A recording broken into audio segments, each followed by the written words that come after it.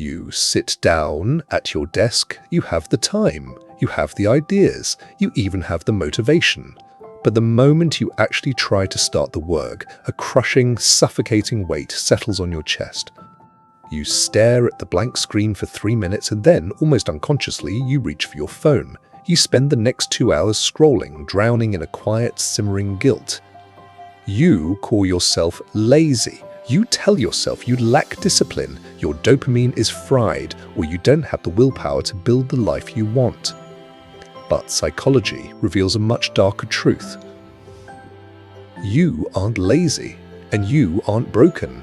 You are paralyzed by a ghost. You are being haunted by the ghost of a perfect life that doesn't actually exist.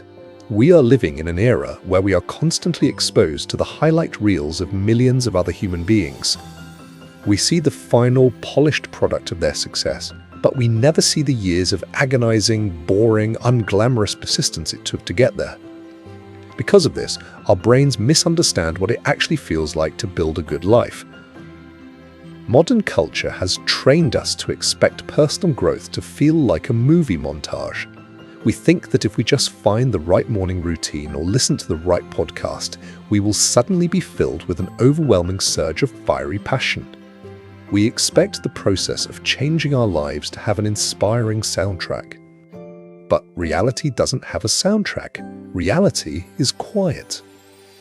When you sit down to write that book or start that project, the heavens don't part. There is no background music. There is just you and the uncomfortable silence of your own mind. When the work feels boring and tedious, your brain panics.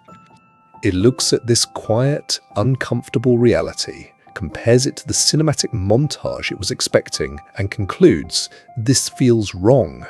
I must be doing this wrong." And so, you quit. You assume that because it doesn't feel like a movie, it isn't meant for you. But there is another, deeper psychological trap keeping you paralyzed: the safety of potential. Right now, in your imagination, the project you want to start is flawless. As long as it remains safely tucked away inside your head, it is perfect. It has unlimited potential. But the exact second you type the first word, or paint the first stroke, or take the first step, you bring it out of the realm of fantasy and into reality. And reality is messy. The first draft will be terrible. The first attempt will be flawed. By taking action, you confront your limitations. If you start, you risk proving you aren't as capable as you hoped. But if you never start, the fantasy remains perfectly intact. Your brain is incredibly clever. It chooses the warm, safe comfort of the perfect fantasy over the painful, messy reality of actually trying. You aren't procrastinating because you don't care. You are procrastinating because you care so much that the thought of it not being perfect is too terrifying to bear. So, how do we break out of this paralysis? The answer isn't a new productivity app. The answer isn't watching another 10 motivational videos. The answer is grief. You have to grieve the fantasy. You must actively mourn the idea that success will be easy or cinematic. You must accept that building a meaningful life is unglamorous. It involves hours of staring at a wall, making mistakes, and pushing through boredom. You must take the imaginary, perfect version of yourself, look it dead in the eye, and let it go.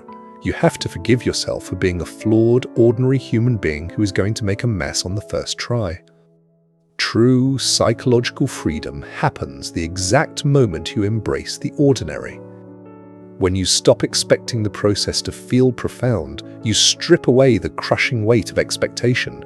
When you give yourself permission to write a terrible first page, the paralysis disappears. The fear of failure only exists when you expect perfection. Once you accept messiness as the baseline, there is nothing left to be afraid of.